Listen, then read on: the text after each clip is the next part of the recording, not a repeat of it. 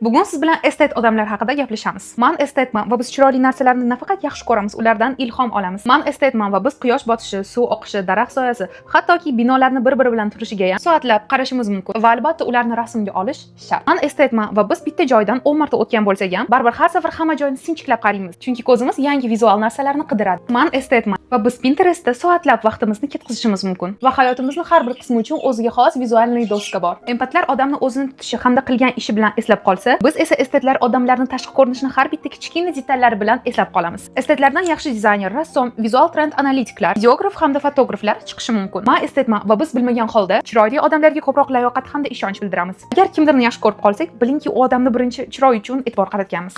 Ana endi estetlarning zaif tarafi haqida gapirsak, biz odamni shunchaki chiroyli bo'lgani uchun uni miyamizda ideallashtirib boramiz. Agar o'sha odam bizni xafa qilgan bo'lsa, uni qilgan ishini biz tez esdan chiqarib boramiz. Chunki bizning miyamiz u odam shunchaki chiroyli bo'lgani uchun uni qilgan ishiga har xil opravdaniyalar to'qiydi. Misol, meni shunaqa odam xafa qilsa, men u bilan umuman gaplashmasligim mumkin. Ammo shunchaki chiroyli bo'lgani uchun unga nisbatan qanaqadir iliq tuyg'ular qoladi. Agar siz ham bunaqa holatlarda o'zingizni tanigan bo'lsangiz, tabriklayman, safimizga xush kelibsiz. Keyingi safar qanaqa turdagi odamlar haqida gaplashamiz? Izohlarda yozib qoldiring.